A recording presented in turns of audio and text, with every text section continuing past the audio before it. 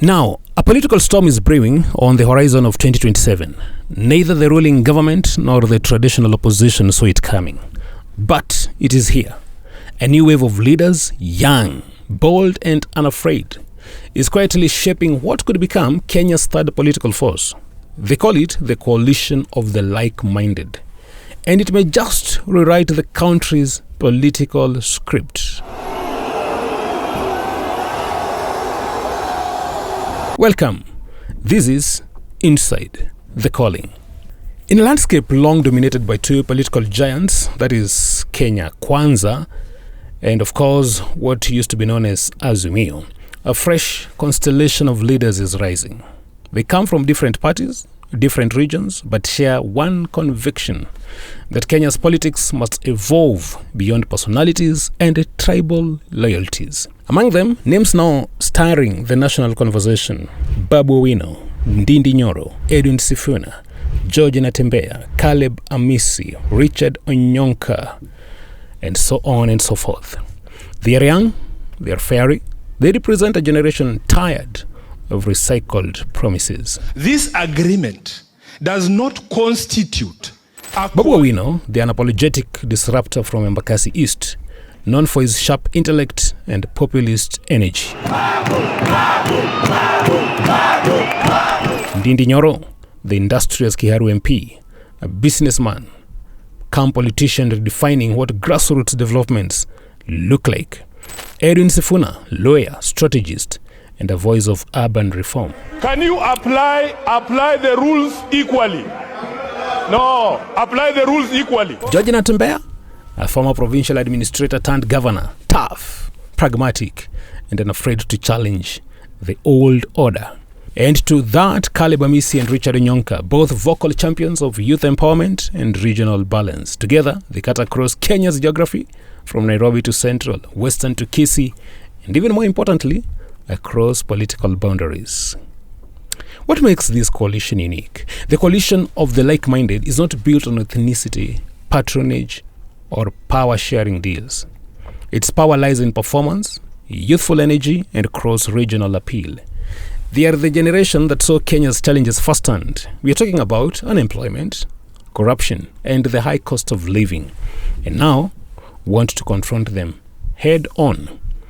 Their message resonates with the restless youth, the disillusioned middle class, and the silent majority who no longer see hope in the same old political tribes. For the first time in years, a movement is emerging that says, we are not government, we are not opposition, we are Kenya's alternative. So, why Kenyans are paying attention? The buzz around this coalition is growing because it feels different. It is not anchored on who fought who, but on what must change. Many Kenyans, especially the youth and the urban workforce, are yearning for leadership that speaks to jobs, opportunity, and integrity, not insults and identity. This group's biggest advantage: they are relatable. They're not political dynasties or billionaires. They are sons and daughters of ordinary Kenyans. Articulate, ambitious, and unafraid to question both sides. It is not a theoretical docket. His responses always need to be quantitative. And that's precisely why this movement gives sleepless nights to both camps, a headache for both government and opposition.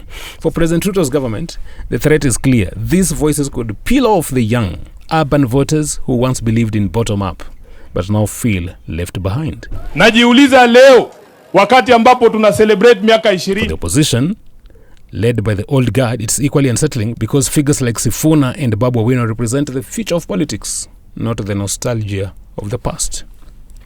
The coalition of the like-minded challenges both sides with a message neither can easily dismiss. You have both had your turn, now let's do better. And therefore, if they organize well, communicate clearly, and stay united, this coalition could change Kenya's 2027 electoral map. It could force the two big blocs to rethink alliances, redraw strategies, and finally confront the issues that matter most to the people. But success won't come easy. They'll need structure, trust, and resources to compete with the well-oiled machines of the establishment. Still, the potential is undeniable. This is a movement born not in boardrooms, but in the frustration of ordinary Kenyans, and that gives it power. From Bondo to Kiharu, from Trans Nzoia to Nairobi, a new conversation has begun, one that transcends tribe and title. The coalition of the like-minded may not yet have a flag or a slogan, but it has something far more potent: belief. Believe that Kenya's next chapter can be written by those who dare to dream differently. And if that belief catches fire, 2027 might just be the election that changes everything. Thank you for watching. This is Inside the Calling. Look out for our next episode.